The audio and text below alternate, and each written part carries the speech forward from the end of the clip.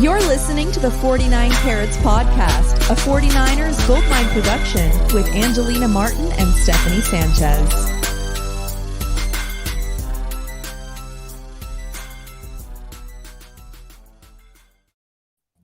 What's going on, everyone, and welcome to another edition of the 49 Carats Podcast. I'm your host for the day, Steph Sanchez, and I'm joined here with my co-host, Angie.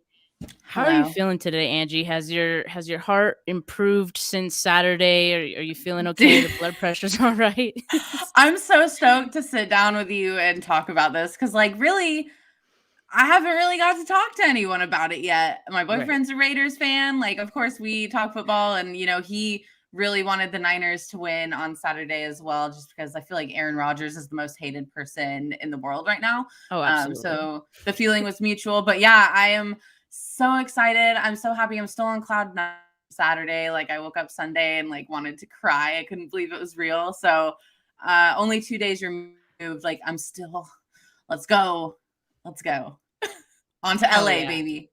Yeah. Hell yeah, on to LA. But before we get into talking about the game, as always, we start off every episode with This Week in 49ers History. I don't even know what Angie's about to say for these two, so I'm going to be just as surprised as you guys. Go ahead, take it away, Angie. Okay, or, as I like to call it, our little tidbits of history, our little babies. Okay, so yeah, I have a couple fun ones. First one, nothing too crazy. On this day, actually, day of recording, January 24th, 1982, Joe Montana, we know that guy, capped off his first season as starting QB with the 49ers with their first Super Bowl in history, defeating the Bengals 26-21. I can't even imagine being a first-year quarterback and winning the first Super Bowl after your first season. That's insane. And as we all know, he led them to 3 more titles in that decade before Steve Young took over. Hopefully, maybe next year or, whenever our rookie quarterback starts, we can hope for the same results in his first full season as the starter. Not promising anything. That would be really hard to do, but hey, you never know. Joe Montana did it. Also on this day, January 24th, 1848, 174 years ago today, gold was discovered for the first time in California. Wow. And as we all know, the 49ers got their namesake for those gold rush prospectors that came to California in the thousands, hundreds, probably historian. But if gold was never found, never happened, we would not have the San Francisco 49ers. So I thought that was an important piece of history to include in today's hits. Back to you, Steph. Awesome. I like that one. Did you like that? Curious. Okay. I'm a little curious how you found that one or how you came across it, because I don't know if that was on Twitter today. I typed in 49ers history on Twitter and that popped up. Someone was kind enough to let the world know the 49ers name basically started today. So I thought that was really cool. It was literally some actual historian that tweeted it. I can't remember who it was, but shout out to him. Love it. Love that tidbit. That was a good one. But there was some news before the game as well. Not too much of it, thankfully. The 49ers were going into this game pretty healthy. But Ambry Thomas ended up being out. He was a limited participant most of the week, or I think the whole week leading up to the game. And I thought he was going to be good to go. I was pretty optimistic about it, but he did not. He was out. And Dante Johnson started alongside Mosley. Angie, I want to get your thoughts on what you thought about that before the game even started. Yeah. Because were you feeling some panic? Definitely was feeling some panic. And I mean, we talked all week about how Ambry was limited and we weren't sure if he was going to be able to go and how big of a factor that would play into with Aaron Rodgers and Devontae Adams. So luckily, it didn't turn out as bad as we thought it was. It didn't turn out bad at all, right? I mean, Aaron Rodgers only had 10 points on the night, so it wasn't really the factor that we thought it was going to be. But yeah, I was definitely panicked at first because Ambry's coming. Yeah, I don't. Okay, sorry, you were frozen for a bit. I was like, oh shit, am I Did you frozen? lose? No, I'm still here. Can you still see me? I can see you. Can you see me? Okay, cool. I was like, I thought I froze. Oh, Yeah, I cut had that out. I pretty much had the same thoughts about Ambry not being in there. I already felt very nervous about it, and I was like, okay, I was just bracing myself for it to be a repeat of week 3, basically, and how that game Yeah, started. 100%. Really I quickly. know we're gonna sing Don is a little later, but yeah, it did Yeah. not turn out as bad as we thought. Yes, definitely. 49ers media says, saw the show with Packers fan Tom Grossi was a great one. That really was a great preview of the game. For those of you that saw it, we actually, because of that, we were able to pass 1,000 subscribers on YouTube. So thank you so much for everyone that watched and for everyone who subscribed, all the new subscribers that are watching. If you are not subscribed to our YouTube yet, go ahead, subscribe. We would really appreciate it. Like this video, share it, whatever you got to do.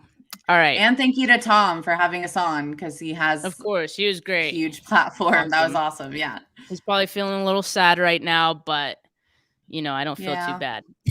Yeah, I don't feel too bad either. We kind of went back and forth a little bit on his show, so I'm glad our words held up. And on that show, we said, and I believe on our own show as well, we said it was going to come down to a field goal, and I mean, pretty easy prediction to make, but indeed it did. So we did overshoot the score prediction. I think we were like up in the 20s there. It ended up being a low-scoring game. The 49ers beat the Packers 13-10 to advance to the NFC Championship. We are on our way to Levi South this upcoming Sunday. And Aaron Rodgers, he's now 0-4 versus the 49ers in the playoffs. The first quarterback to lose 4 playoff starts to one team in NFL history. That's just incredible. Did I freeze again? No, you're good. We're like blacking out here. Are you able to see me okay? Or yeah, I can see you. We just went dark for a second.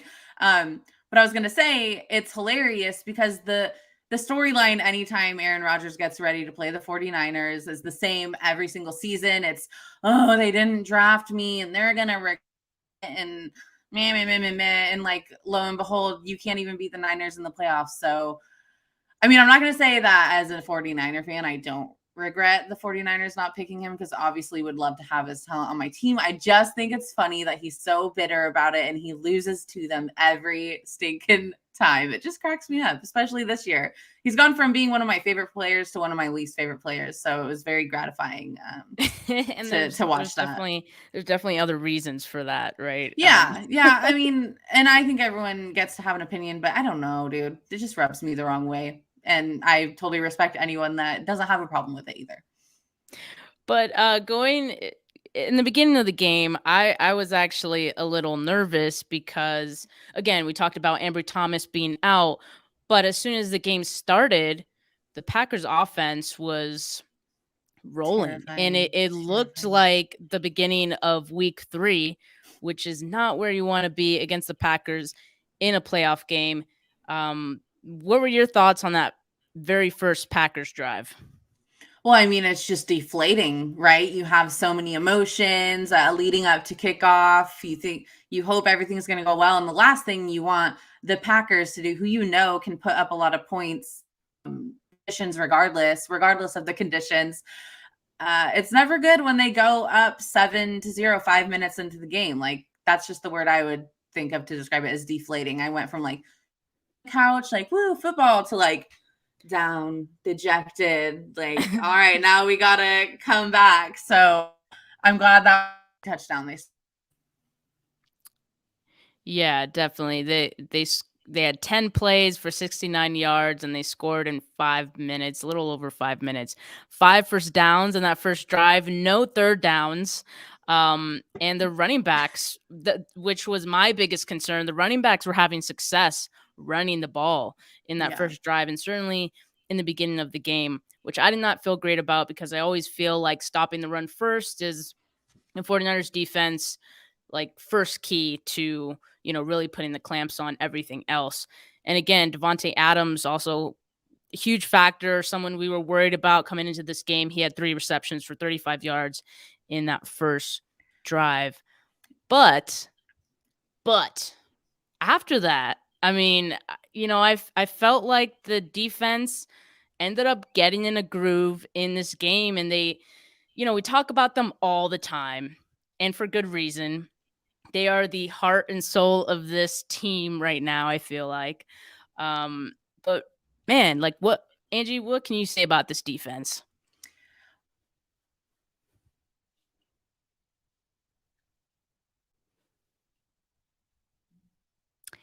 I don't know if I'm having internet issues, but Angie is frozen again. Are you guys seeing Angie? Comment if it's my internet, or is she frozen for you guys as well? Could you hear any of that? Oh, I can hear you now. I don't know what's going on. Okay. Oh, I was good. I was literally sitting here like, I can't hear, comment, or I don't know if you can hear me, comment if you can hear me. People in the comment, well, because I was like, is my internet messing up? And people in the comments said you were frozen from as well. So oh my God. Well, we were both black on mine. Whatever, we persevere, we push through. So I was saying there were no third downs in that first drive, right? And I feel like the defense really stepped it up from there.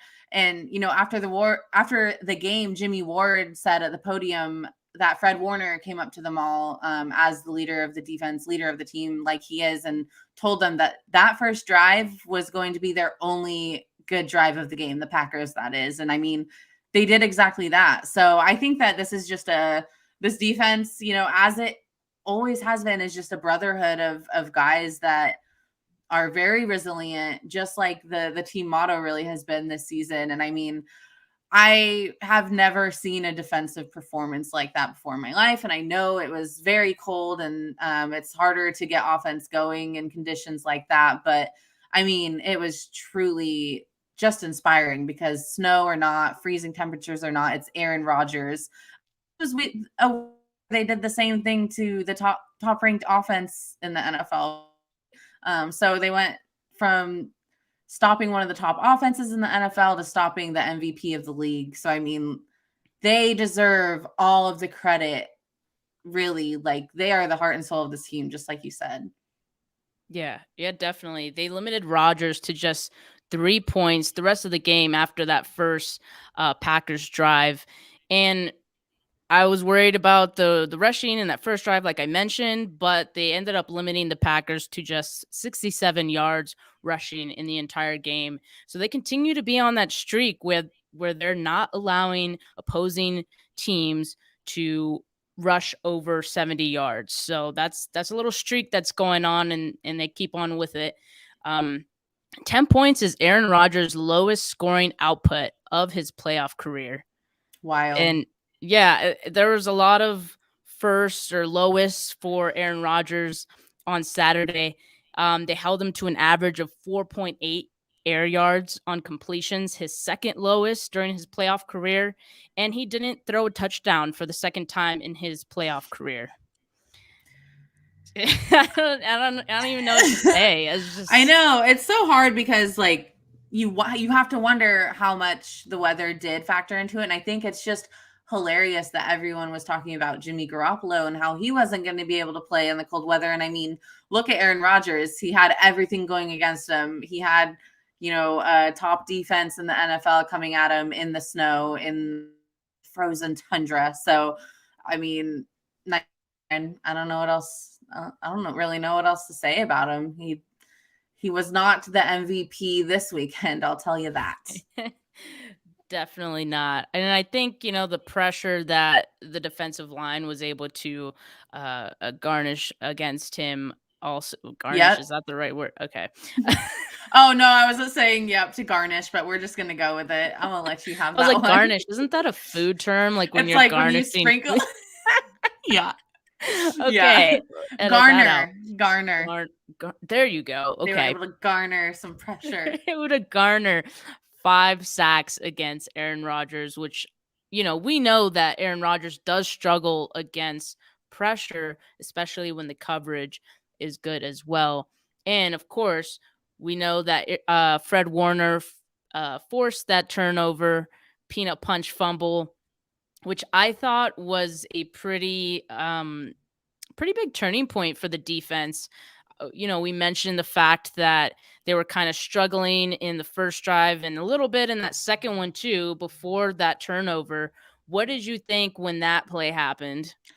Momentum shift, right? I mean, your whole body, soul just kind of left your body and you felt like, okay, we're back in this thing. I mean, the Packers were charging toward field goal range, if not, a touchdown into the red zone. So to stop that momentum, to stop that drive, shift momentum back into their hands and let the Packers know they were there to play. I mean, it was huge because they could have gone into halftime down by more than they did, right? And the Packers to score right there on that drive and go at 14-0, we would have been packing, like, no pun intended, packing our bags. Like, it would have, I don't know, it would not have been good, as we saw at the end of the game. So shout out Fred Warner, shout out defense for staying in it, even the whole game.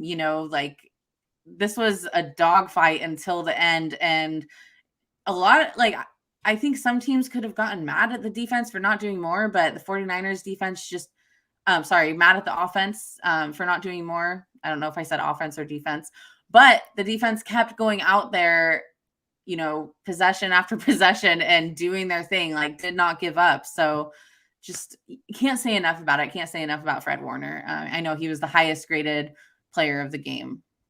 Yeah, he was. And the defense as a whole held Rodgers to just 55 yards in the second half. So I really felt like that turnover, while it did happen earlier in the game, it was when they kind of were able to get their, composure back. It felt like there's a little bit of panic, and maybe that's just me from the fan perspective, right? But like sometimes you just need a break, I guess, and that definitely gave that to them.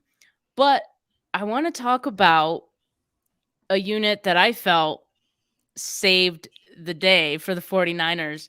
And not to say that the defense did not, because they certainly do it week in and week out. The defense gave them the chance to save the game, as they always do. Yeah. And really, we always look to the offense to make at least like one clutch score in these types of games when the defense gives them chances. But that didn't happen. This time it was the special teams. And I don't like, we talked about it heading into this game, how the Packers had a worse special teams unit than the 49ers. And really, I didn't anticipate that would make the world of a difference, right? It's crazy, like, how much us, everyone, we're talking about special teams and like how big of a factor it ended up being. Like, it just blows my mind. It's crazy. And I can't stop thinking about, like, when they had the blocked punt, my first thought was what Croc said in the preview, because he said, yeah, like, there's the 3 units, and if 2 of them win or dominate over the other team, then you have a chance. And he said, specifically talking about the special teams, is when he brought that up. And again, I don't think any of us really imagine that the special teams would be that other unit based on how poorly they had looked in, many times this year. But did you think about that quote? I was going to bring it up, Steph. I literally, like, this, I was up right when you did that. Yeah, they won on defense and they won on special teams. For the most part, we knew that if the running game was taken away, they weren't really going to be able to go toe-to-toe on offense with the Packers, right? But the other 2 units stepped up, and look what we got, a dub. Eric Crocker nailed it on the head. And it's even funnier when you do consider that Kyle, I think, knew that in his head too, that they had him beat on defense. And, statistically, their special teams unit is not as bad as the Packers. So Kyle also knew that they could win thanks to special teams. That, having Eric on right before and him saying that was really cool, because that's exactly what happened. Yeah, so it definitely feels like that was reiterated to the team all throughout the week, and that's what ended up happening. They had the blocked field goal right before halftime, which came at a clutch moment. Again, if you went into halftime down 10-0, the game is potentially completely different. So that big blocked field goal was huge, again, for the momentum, because you go into halftime, down just 7. When you consider what the first half looked like, that was huge, Yeah. just of keeping it a one possession game, that was really big. Yeah. Then they had the blocked punt, of course, that we all know. People are now calling it the block. I like that. The block in the fourth quarter with Jordan Willis and Hufanga scooping it up for the score. And that was the first 49ers postseason special teams touchdown in nearly 50 years. The last one was when Vic Washington scored a kick return touchdown versus Dallas in 1972. It couldn't have come at a better time. Both plays. I was in shock. Like, I literally was in shock because, like I said, feeling a little dejected, like laying down on the couch, just kind of on my phone, like watching the game, but kind of down in the dumps. And then all of a sudden that happened. And it's like, I cannot believe this game is tied right now. Like, I had no words. If you've ever watched, no one has, but anyone who's watched a game with me, or, I'm very vocal when good things happen. It's embarrassing, but I just can't help it. I did not I was for once speechless. And then she was too stunned to speak. I said that exact same thing to Seth. I looked at him and I was like, the woman was too stunned to speak.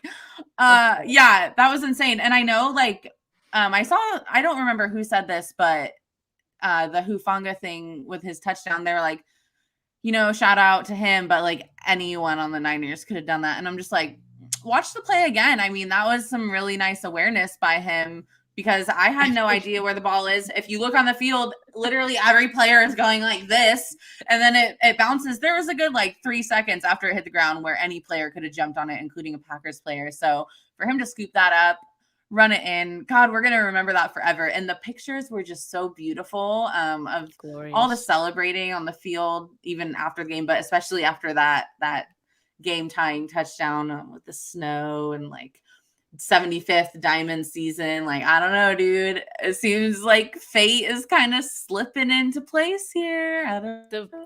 The vibes on this team are immaculate right now. The vibes.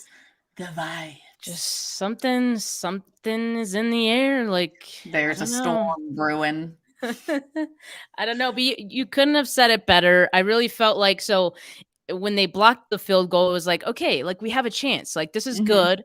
We have another half. And then before the blocked punt, I really felt so terrible about the game and what it was to that point, how the offense looked. I didn't feel like we really had a chance before that punt. And so the momentum shifted at the right time, and it was just amazing. For the low score, there were a lot of momentum shifts, right? Yeah. The 49ers got momentum shifting back their way quite a few times, and I know we'll talk about the offense, but it was just a wild game. For the elation I felt at the end with that excellent surprise of the blocked punt, I would go through it again, even though the first 3 quarters were just absolutely miserable, the least fun maybe I've ever had watching football. I would do it again, obviously, but you get what I'm trying to say.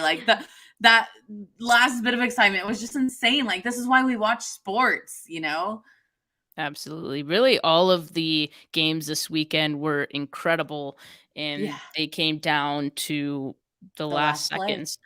Um, so 49ers are now the third team in the Super Bowl era to block a punt and a field goal in the same playoff game. That's just incredible. But could we talk about Robbie Gold? Sure. Can we talk about Robbie Gold? Because I think I said it last week, right? I gave him his flowers last week because he had the 3 field goals. They were all from pretty far out. That obviously deserved some praise. But man, Robbie Gold in this game continued to be clutch for the 49ers. Any thoughts on Robbie Gold? He don't miss. He don't miss in the playoffs. I mean,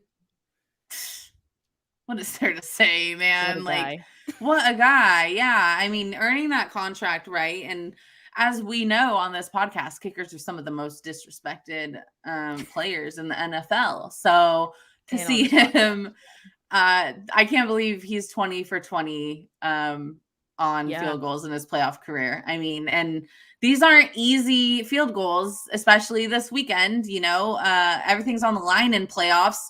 This past weekend, his foot was black and blue after kicking. So I know Kyle Shanahan said he gave the game ball to Jordan Willis after the game, most deservedly so, but I hope he tossed one to Robbie Gold on the plane as well.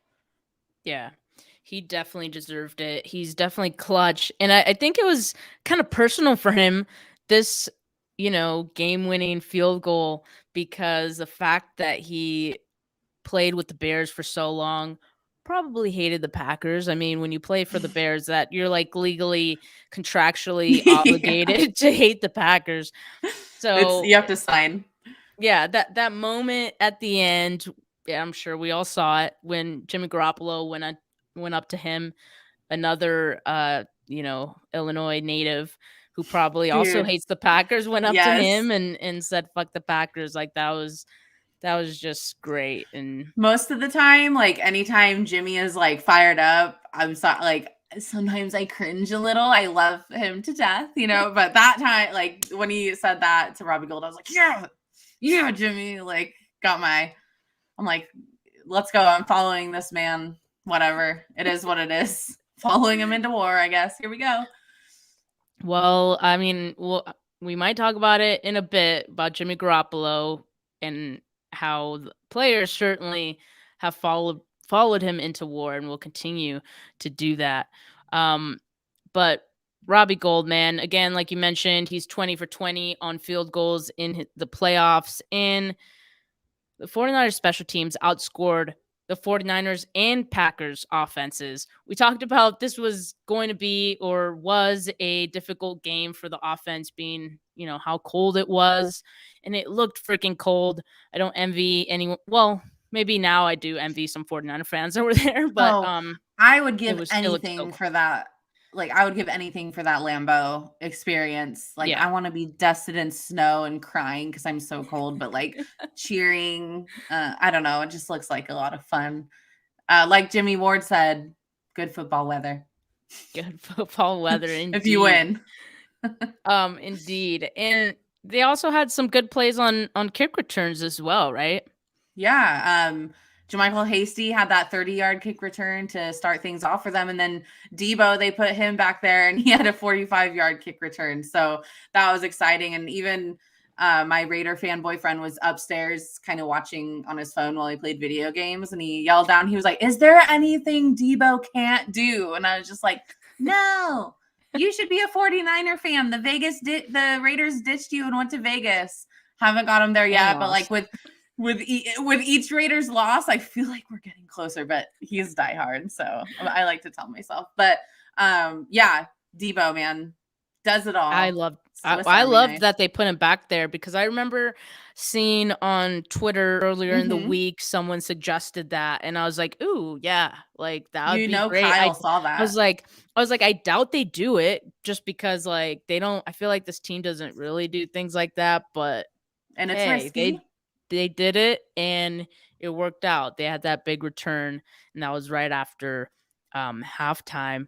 But going back to the defense really quick, I feel like we just keep coming back to the defense. They allowed just 3.4 yards per carry. Again, that's like a big key for them to win the game. And as they've been doing, they continue to get pressure on quarterbacks. They had 18 pressures, 5 sacks. They now have 15 sacks in the last 3 weeks. And they've now gone 8 straight games with 3 or more sacks, which is the longest streak by any team this season. Shout out to Coach Yak for pointing that out. Just incredible stuff. They'll need another performance like that coming up.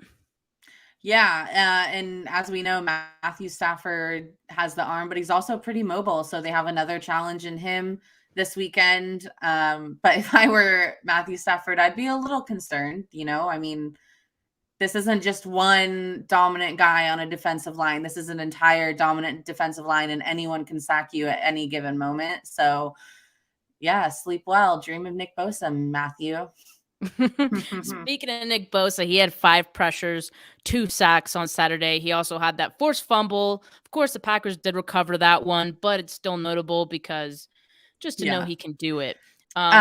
My favorite sack of the night was definitely the one where Rodgers thought he had escaped the pocket, and here comes smaller bear right behind him, dives, grabs him by the ankle, and just nails him. Like he had no idea. He had no idea Bosa was behind him. It was just so gratifying, dude.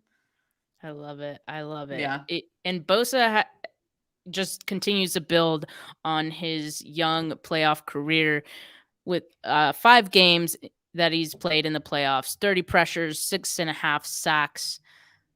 Is that good? I think that's good. Say that's good. Seeing as like he's only had 2 can we talk about how Nick Bosa playoffs, no Nick Bosa, no playoffs. Nick Bosa playoffs. I mean, there's some correlation there. But I could also say healthy Jimmy playoffs. No healthy Jimmy playoffs.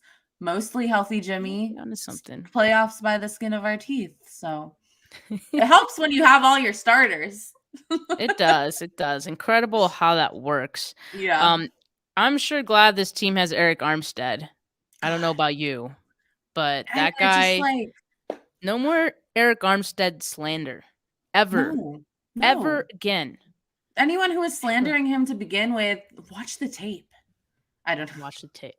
Hashtag watch the tape. That's a Easter egg for our next guest. Yep. Okay. But if you do watch the tape, Eric Armstead, he had 4 pressures, 2 sacks. He has 6 sacks over the last 4 games, 5 of them on 3rd down. Wow. One of them, he had the 1 sack on 3rd down before the blocked punt. So that sequence was crazy. If you think about it. Yeah. That one was clutch. Right. And that's just something else to think about. Like the special teams made these big plays, but it's because, the defense forced those big plays, right? Stopped them from scoring a touchdown. They go for a field goal. It's blocked. Out, punt, blocked. Shout out to the 2 winners of the night. Again, we're just going to sing their praises all night. As we always do. I don't get tired of it, though. Ebukam as well. We continue talking about him. 3 pressures, 1 sack. He has 6 sacks in his last 7 games after having just 1 sack in the first 12 games of the season. Wild. Man, I like that.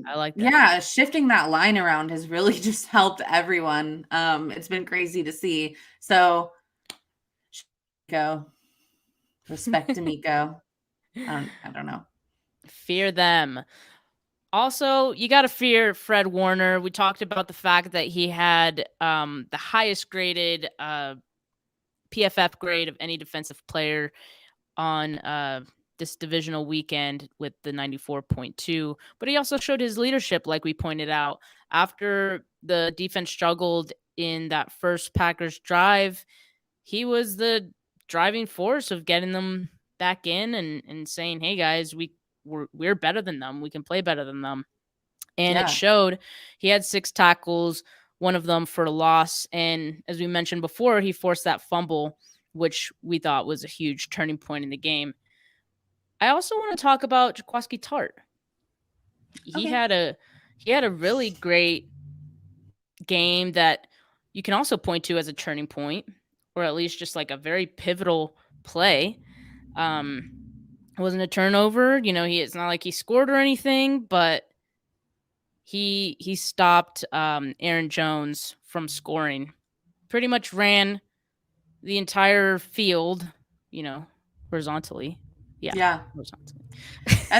That's what's fun about football is you can have one big play and change the entire outcome of the game. Any sport, really. So yeah, that was awesome. That was huge. Yeah, because the defense ended up. That was the same drive that the defense blocked the field goal. Had Tart not stopped Aaron Jones, that's probably 6 right there. Yeah. And again, if that happens, we're talking about a completely different game, maybe a loss. So kudos to Tart, man. Kudos to Tart. This team is just full of players that don't quit, and I love that for them. Yeah. Dawson commented that Fred Warner did the bell. I missed that. The Aaron Rodgers bell. I missed that. Can someone? I missed that too. I would have fucking loved to have seen that. Yeah. I hate when Aaron Rodgers does it. It's like, come on, dude. Come on. You're like 40 years old. Stop.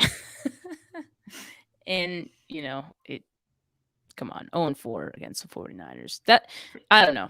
I'm not going to talk about Aaron Rodgers anymore.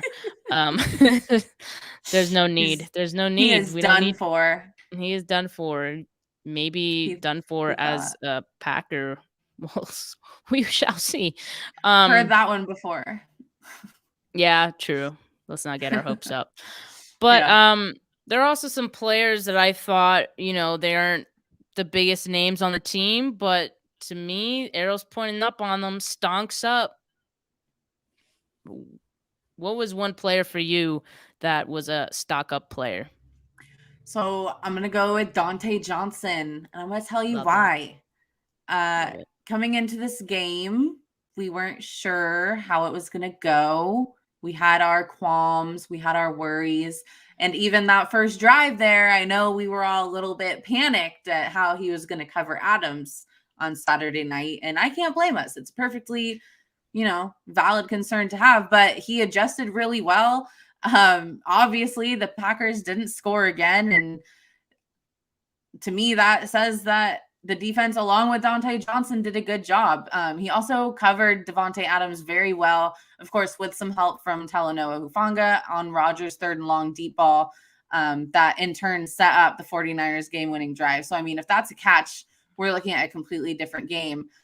He also tied for the team lead in tackles with 6, and he allowed 3 out of 4 targets, but they were just 30 yards total. So, for someone that was stepping up in a huge spot, when they wouldn't have been starting otherwise, to do what he did and to adjust like he did. Flowers. For stonks. Sure. Stonks up. Stonks.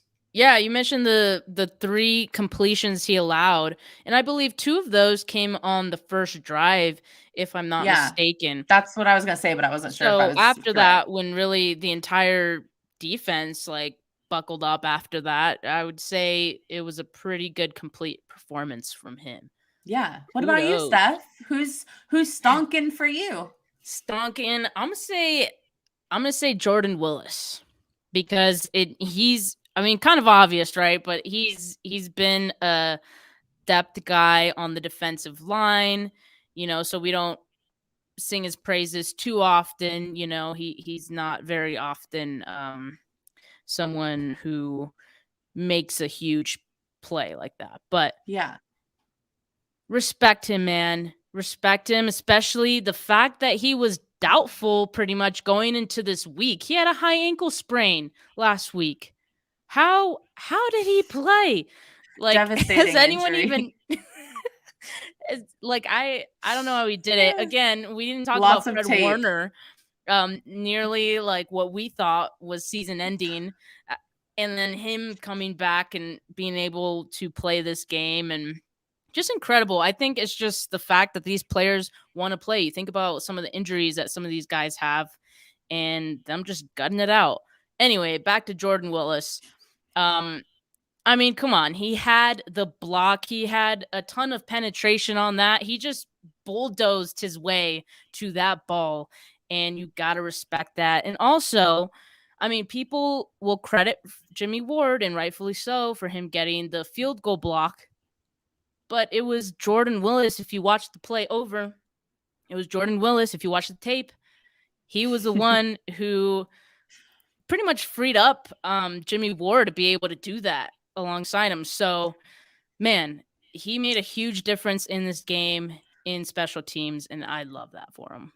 And you know what's funny is after the game, Jimmy Ward shouted out Jordan Willis, obviously, for allowing him to make that blocked field goal, but he also shouted out my stonkin' player, Dante Johnson, on that play, I believe. So, or was it Josh Norman? I think it was Dante Johnson. I'll go back and watch the tape. I might be wrong. Tape, Angie. I think it was Dante. Don't quote me. No, man. No, man. Ooh, that was good. Oh, man. Inside joke. But yeah, I mean, shout out to Coach Hightower. Some people were like, I think this game alone, he might have saved his job. Like, Did you see what I tweeted? No, what did you say? I said he was probably going to go buy some lotto tickets that night. Shit, because I agree. Despite everything, I think it's really hard to fire someone after his performance like that. I mean, wouldn't you say? Yeah, I'd say so. Yeah. So I think he's safe. And hopefully, there's, if they keep winning, 2 games left, hopefully the special teams could continue riding this wave, dude. I'm getting nervous now. Need it. Too many years of special teams trauma for me to be like, knock on wood. Hope they keep it up. Oh God, because it could either be a heartbreaker. Like if you lose on special teams, like that's a heartbreaker for sure. Yes. There's something different about that just makes it hurt way more. Yeah. I don't know why. Yeah, because it's special. Because it's special. It's either special or it's not. I'm gonna tell you. Yeah. But a unit that wasn't very special on Saturday was the offense. And again, we talked about it being maybe the weather. So fair. There were 3 drops in the first half, many of which would have extended some drives. They ended up with -7 total net yards in the first quarter. Not good at all. And to see that like up on the screen on my TV with like the Packers 154 total yards, I was just like, Pain. Dude, this is so dumb. Like, why am I even watching this? Yeah. Exactly. But overall, what did you think about the offense in this game? Okay, so I do have some thoughts on the offense, believe it or not. I know, like, here's my thing. Obviously, everyone agrees on this. And special teams won this game. I think things could have been a lot better on offense without all of the mistakes, and they only one or 2 of those was on Jimmy. I mean, I'm going to say 1 because that interception really. When you think about the drops, the Ayuk drop that was ruled an incompletion, that was almost a fumble. Kittle and Jennings dropping it back to back, that was super deflating. A lot of deflating moments in this game. And then, to get into the red zone and to have the 2 penalties that they did, the face mask by Elijah Mitchell, and then the Trent Williams penalty later on when they were in the red zone. So it's hard to say, how those 2 drives would have ended up without the penalties. We know one of them ended in the interception. I think it could have been a not as bad game for Jimmy. I don't think he would have had an 11.9 quarterback rating without those mistakes. Like, if those balls are caught, that drive keeps going. I know Kittle made up for it later in the game with his one-handed catch that extended that drive and allowed them to get a field goal. But I mean, wow. It wasn't like terrible given the weather conditions, but I think everyone on offense contributed to a whole, including the offensive line, like to a whole bad performance. It wasn't just on Jimmy. I agree. I mean, Jimmy wasn't great. I'll be the first to tell you, but The last drive was good. It was, yeah. I mean, and I don't Good think enough. it was as bad as the stats would suggest. You mentioned the drops, which again could have extended drives. This offense is very dependent on rhythm, I feel like. So they need to get those plays going to really, have drives be successful. Right. And when that doesn't happen, it kind of falls apart. So if they can't get that rhythm, it's just not good. Part of that also as well was Jimmy was under pressure most of the game. Of course, if you make those plays, if they weren't drops, maybe he wouldn't be as pressured. It just makes it easier for the Packers to do their job on defense. And so I really don't put it all on Jimmy. Of course, I would like to see a better performance from the offense, against the Rams. They need it, but I think they're capable of that. Yeah. And something that we've kind of focused on this episode is the performance of individual units, and the offense is a unit. Everyone needs to do their job to make it look its best, to make it look like we know it's capable of looking. And, unfortunately that didn't happen. Right. And when a lot of your run game is stifled, like it was for the most part, especially in the first half, like it's just a recipe for disaster. Yeah, they ran the ball 29 times, which is great. Like if you saw that alone, like you'd be like, "Oh, awesome." Like that's as much as they always want to run the ball. But it was just 106 yards that they got. When you think about Elijah Mitchell and Deebo Samuel being in the mix for those carries, that's kind of a disappointing game between the two of them. 3.7 yards per carry average. And of course, as Dawson pointed out, Jimmy Garoppolo was sacked 4 times, all of them being on third down. And again, like when he's under pressure, if he's under pressure and like he's not in a rhythm, it's just a recipe for disaster. And he's injured. and he's injured. And it's cold. There's just so many factors to the offense not playing to their best. Jimmy threw the 1 interception. And again, I want to talk about the interception really quick because I talk about the fact that you expect him to throw the interception once a game. We've mentioned that. But it's the timing of the interception that really irks me. This time, they were in the red zone. That was such a good drive. I hate a red zone interception. It was such a good drive. And you just watched this again, so your feelings are fresh. Yeah, watching it, I couldn't even believe it. I was like, man, yeah, like this is a good drive. Like I feel really good about where this is going. Like, I felt like they were gonna score, and Jimmy throws the interception. And my other thing with him is that he doesn't throw the ball away ever. I was literally going to say that. It drives me nuts. My grandpa texted me, right? My grandpa's always texting me during the games. If you follow me on Twitter, he's got some good zingers. He's a great texter at his ripe old age of 75. Texted me after the interception and said, "He's got to go. You throw it away." I was like, yeah, Grandpa, you're preaching to the choir, bud. You're preaching to the choir.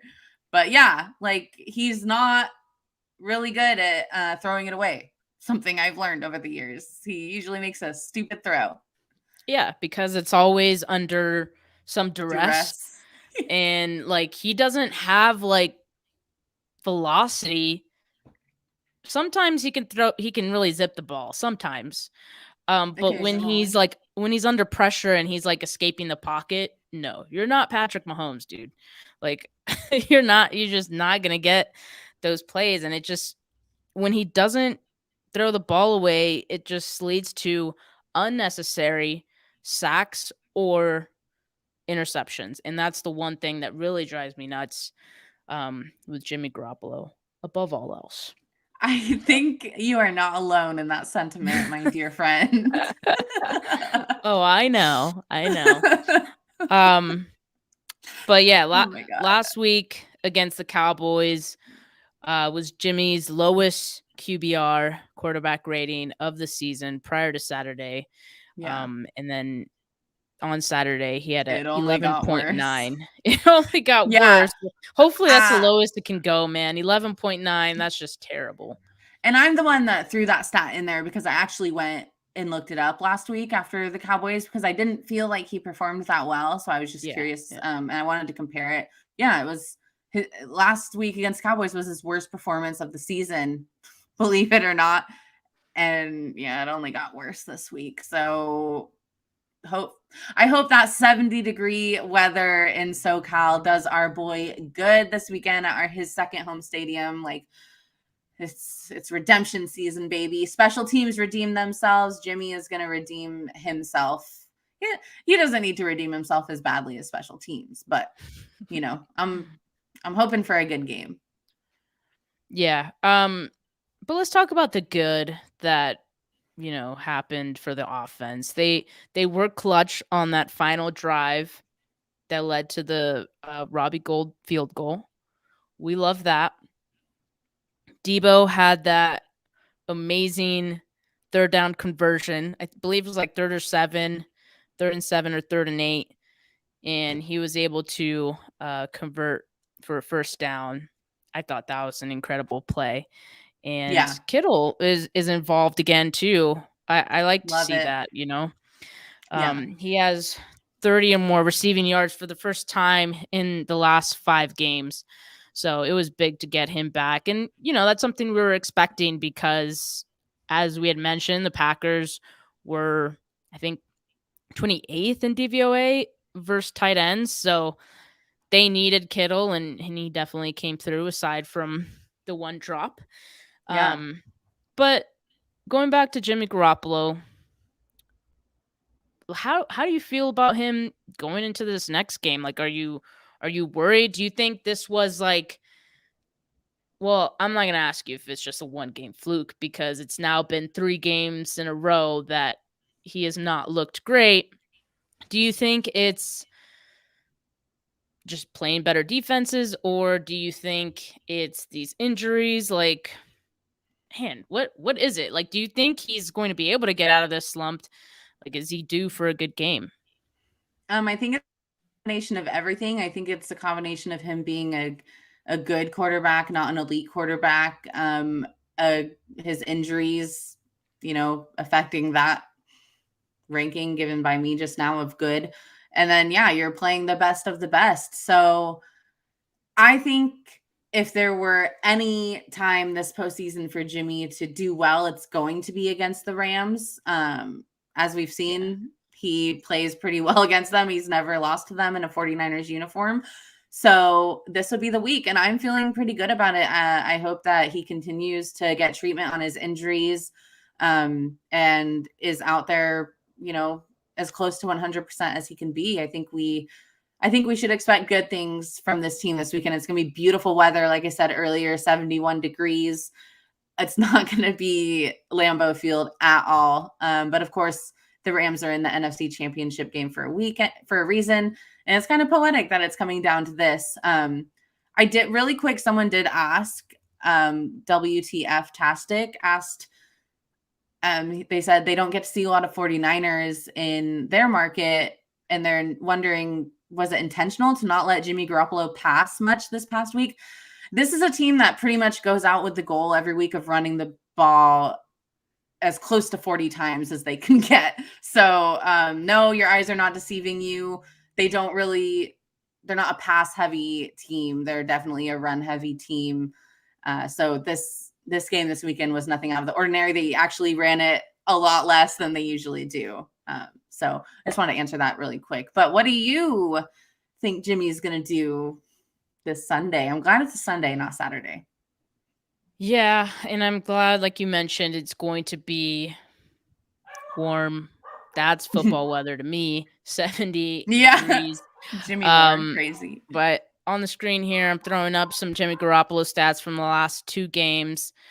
You can see no touchdowns, but he has the 2 interceptions, less than 200 yards in both games each, and his rating is not good. That being said, again, like I felt like there was some opportunity for him to play well in this game had it not been for those drops. We have no idea what this offense would have looked like had those been successful.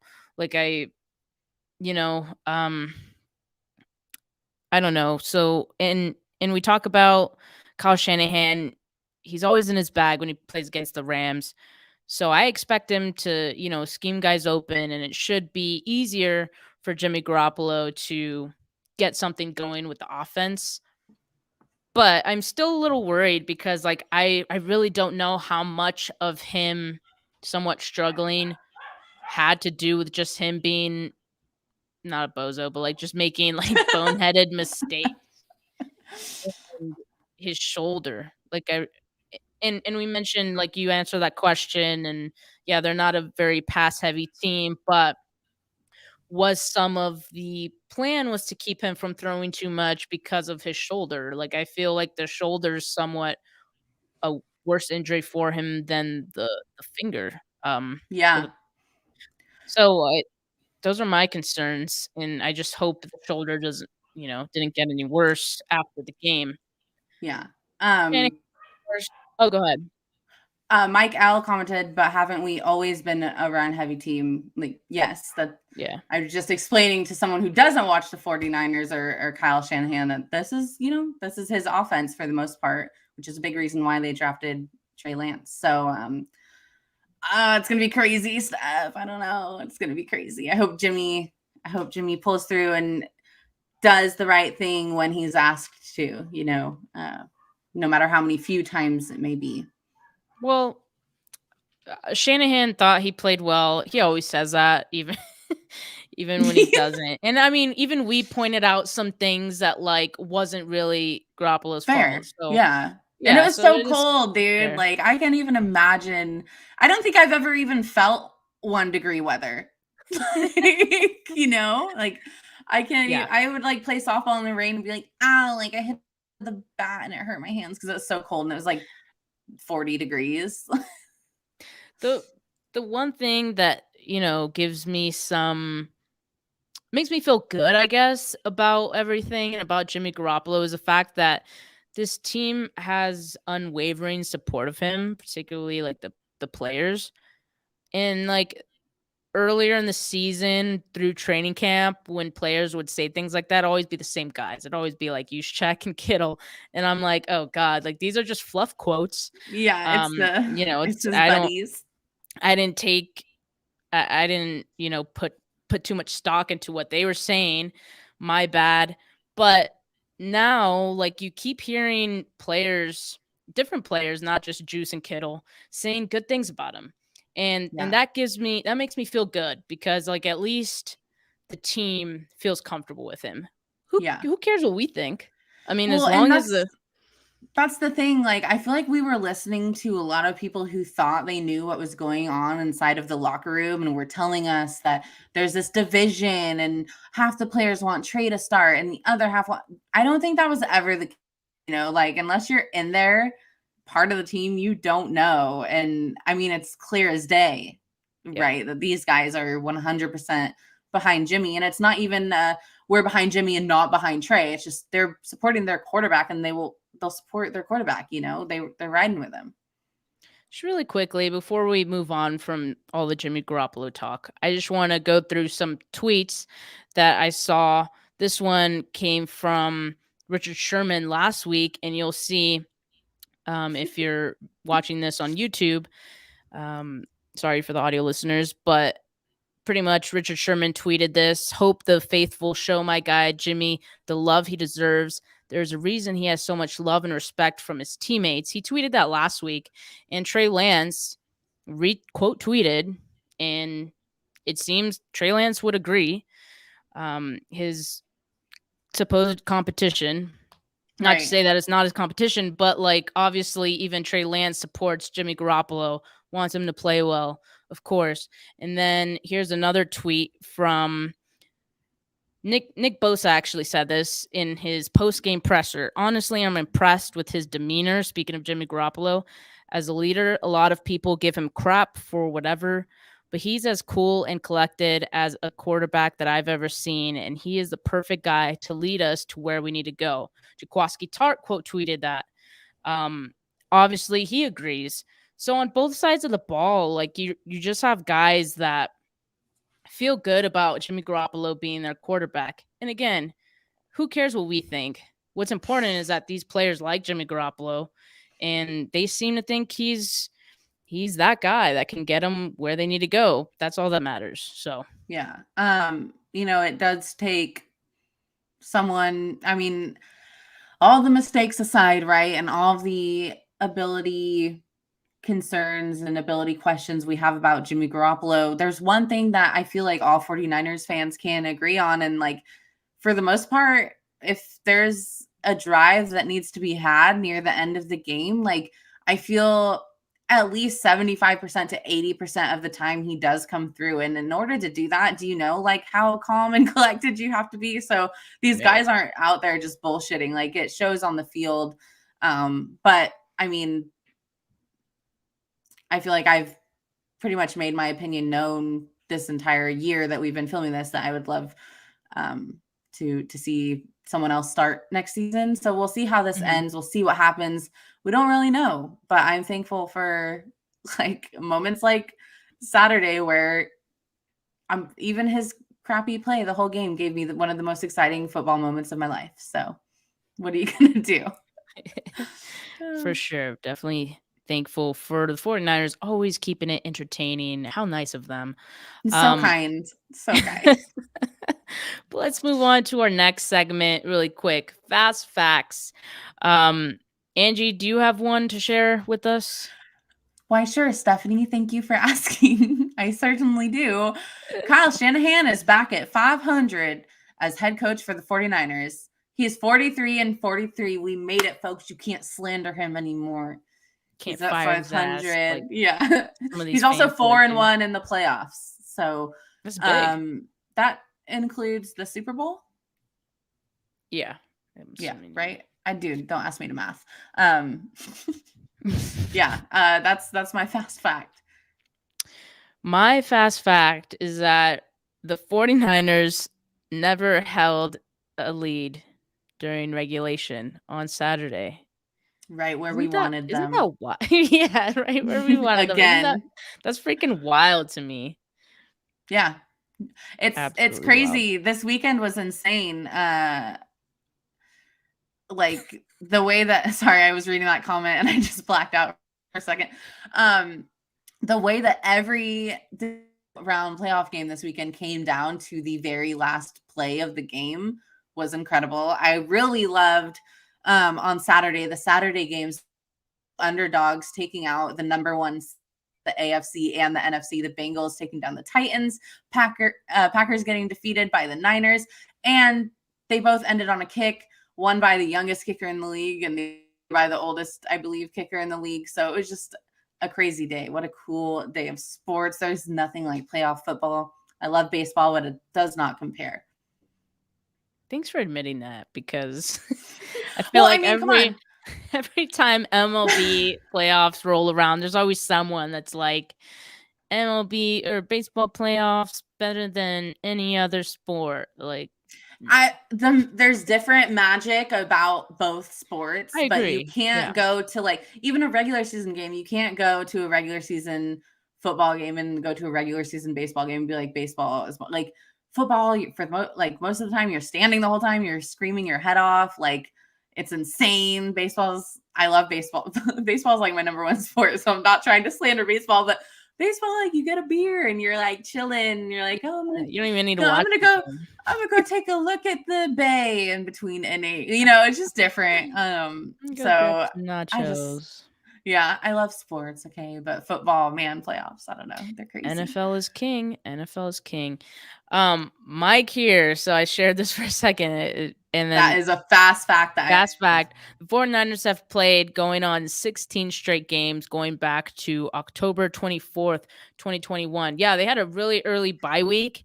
The fact that they're still standing, still going, at their is healthiest right incredible. now. Coming into this Packers game, they were at their healthiest. They were, and I was a little scared, during that game because at the end, it felt like all of our best players were kind of not dropping like Hobbling. flies, but they were like limping, and I was starting to get really worried. Like, yeah, we won, but at what cost?